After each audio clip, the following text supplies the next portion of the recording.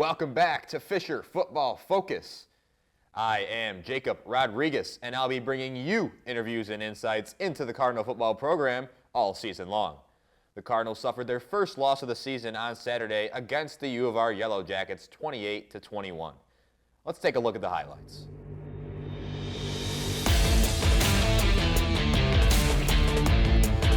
Both teams start the game with punts. Victor Moran looking for a man in the end zone. It's tipped and picked off there by Trent Hill. U of R later forces a fumble and gets into the red zone. Cole Rowe finds a seam and finds the end zone. 7-0 Yellow Jackets. Handoff to Jay Zhang, who shows off some patient running for a 27-yard gain. The very next play, Sean Bellinger with a perfectly placed ball snagged by Jeremy Tantalo. 13-0 U of R.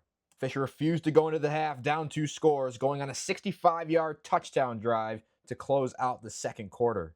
In the third, Rochester goes on a long drive, capped off by a perfectly placed back shoulder ball from Moran to Papantonis, 20-7 U of R. Fisher would then respond with a 78-yard drive that bleeds into the fourth quarter as Lister connects with Curtis for the second time this game, 20-14 U of R. Fisher would force a punt and start on their own 1-yard line. Lister uncorks one downfield and finds Jay Brantley for 69 yards.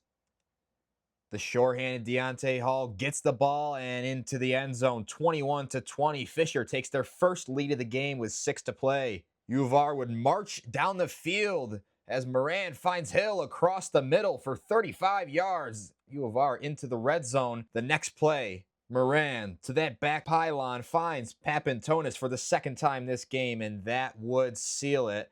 28-21 the final. Let's kick it to the interviews. Joining us now for another episode of Fisher Football Focus is head coach Ed Raby. Coach, welcome back. Thanks for having me. So you're experiencing your first loss here as the head coach at Fisher.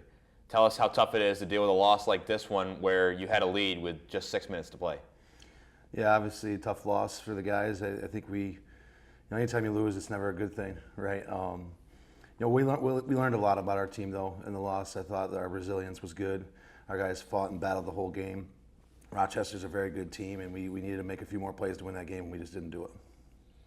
You were without your starting quarterback too. That's another big loss against U of R. How tough was that to handle initially before the game?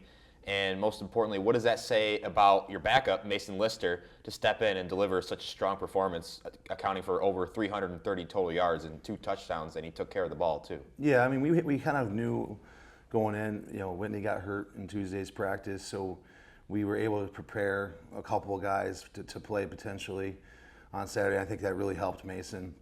He played outstanding. And we had a lot of faith, honestly, going into the year with our quarterback situation. We still feel, even after those 2 guys, we have 3 or 4 guys that can be starting caliber quarterbacks. So we're in a very good position quarterback-wise. So not surprised at all that Mason stepped up. The team was behind him, and it was good. Obviously knowing on Tuesday he was able to get a lot of practice reps and see what he was going to see on Saturday, and that helped a lot.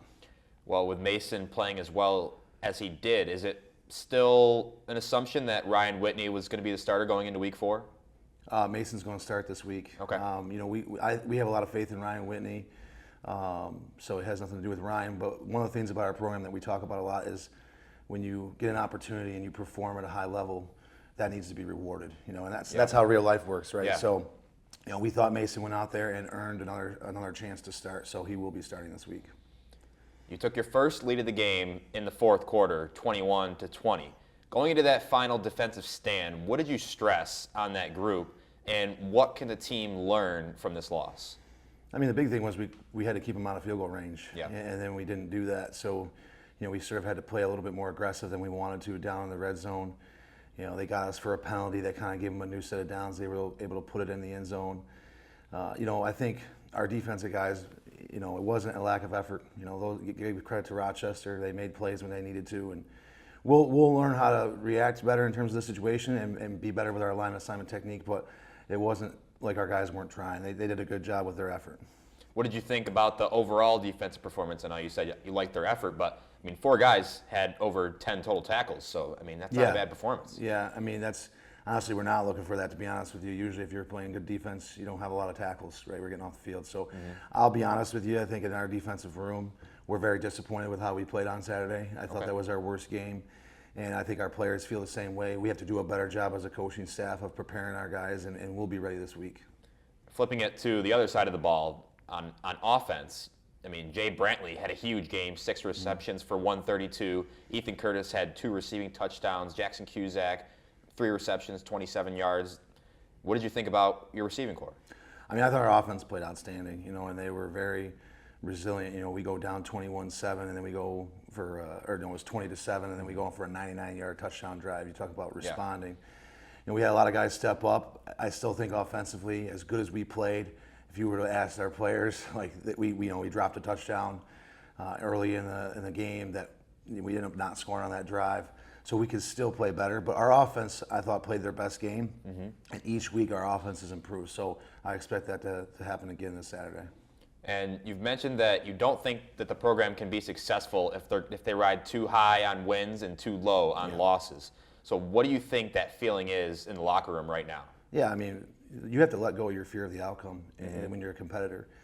Obviously the goal is to win. We didn't accomplish our goal, so we have to do better. I thought our energy yesterday in the weight room was tremendous, right? If you let a loss derail your season, that's not good. If you let your win get you too high, right, you're not going to be prepared. So we're back into our process, right? Right back into our process, focus on this week, focus on Alfred, and playing the best we can play this week. Is a loss like this something that fuels a team going forward? I don't know if a loss ever, is a good thing. So I don't know if I would phrase it that way. I think you learn lessons each week and you move forward. And this week we're going to learn lessons from our loss and we're going to move forward. Thanks again to Coach Raby for joining us on another episode of Fisher Football Focus. Coach, best of luck in Week 4 against Alfred University. Thank you.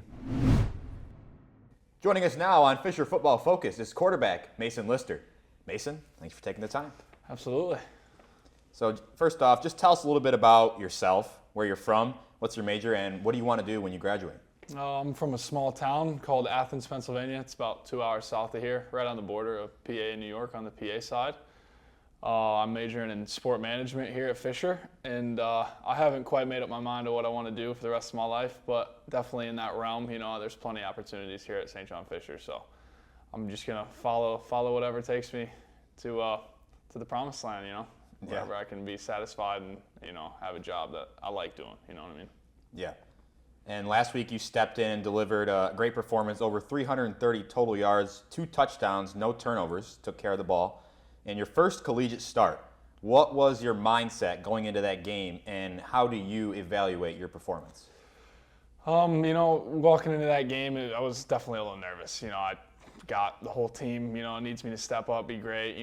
My family, obviously, they're the reason I'm here today. There's a lot of pressure. They're finally coming to the game, and they're bringing all the family friends. Everybody that knew me back home. So I definitely was feeling some pressure. But once I got out there and I was able to take the first hit, that really got me going. I was just excited to be there. It's been a long time coming. 3 years. Sitting behind the quarterback. Watching him do his thing, and he was battling some injuries, so it was time for me to step up, and I think I did a pretty good job of that. There's definitely some things that I got to fix. Obviously, we weren't able to come out with the win, which is obviously the number one goal, but, I thought we saw some good things, and I thought our team showed a lot of heart. We haven't been losing yet this season, so being from behind, being able to climb back, take the lead at one point, and then just fall short right at the end, it hurt, but I think our team bounced back, and we had a good lift on Sunday, and we're right back at it on Tuesday. So we're going. We feel good. Coach Raby tells us that you'll be the starter this week against Alfred. What does it mean to you to be rewarded with consecutive starts now, especially when it seemed that it was just a given that Ryan Whitney would be the starter all season long? It was nice, and I love Ryan Whitney. He works his tail off, just like the rest of us, but for them to give me a second opportunity, it means something, you know what I mean? Like, I wasn't sure if I was going to start last week, and I went out and I tried my best. I told all the guys, I'm going to give it everything I got. I'm not here to just be here. So yeah. I finally went out, and I think being rewarded with another start means they saw some true potential. That they saw something that maybe I didn't even see while I was playing. But watching the film, you know, I'm excited. I'm excited to see, you know, what a second start can do, what I can show everybody, and what this team can show everybody. Now that you are getting another start, do you feel any pressure to prove that you belong as this team's quarterback? I do. I think I'm capable of taking that role, and I think the guys, you know, they believe in me. You know, I think I showed them, you know, what I really have to offer, and that I will give everything, every ounce, blood, sweat, and tear to help this team win. And that's really the number one goal. You know, coming off a couple rough seasons, you know, we needed a good start, and we got a good start so far. So we just got to keep rolling. We start conference play this week, and this is where wins really matter. You know, we got to win. So I'm excited. I'm excited to play alongside these guys. You know, we put in a lot of work, so I think it's time. We're due to have a good season. Speaking of that great start, I mean, you guys started out 2-0 for the first time in 4 years. Is there a bit of a different feel about this team than in previous years? Oh, absolutely. I mean, you can just the second we walked in on day one, it was almost like a full reset. You know, like we got a new coaching staff, we got a new OC, we got a new DC, we got a new head coach, and everything was clicking. Everything was clicking. Camp was brutal. Don't get me wrong. Like, it's a lot of work, but you could just tell, like, the energy flying around the locker room. Even at practice, it was just like on a different level. So I think this team really does have high hopes, and I really hope we can show the rest, everybody else, this campus, the Empire 8, that we have a chance to do something great this season. What's the key to win on Saturday against Alfred in Week 4 and improve to 3-1?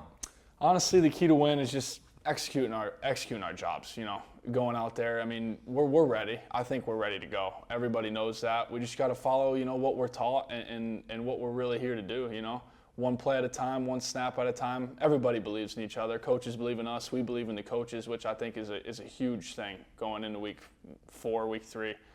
And we're excited to play. You know, he always tells us, you know, we need to be the most excited team to play football on a Saturday. Where would you rather be on a Saturday afternoon than on Groundy Stadium, you know? So we're excited for sure. Awesome. Mason, we thank you for taking the time today, and best of luck heading into Week 4 against Alfred. I appreciate it. Thank you. That'll do it for this week's episode of Fisher Football Focus. The Cardinals will look to get back in the win column this Saturday against the Alfred University Saxons. I'm Jacob Rodriguez. As always, go Cardinals!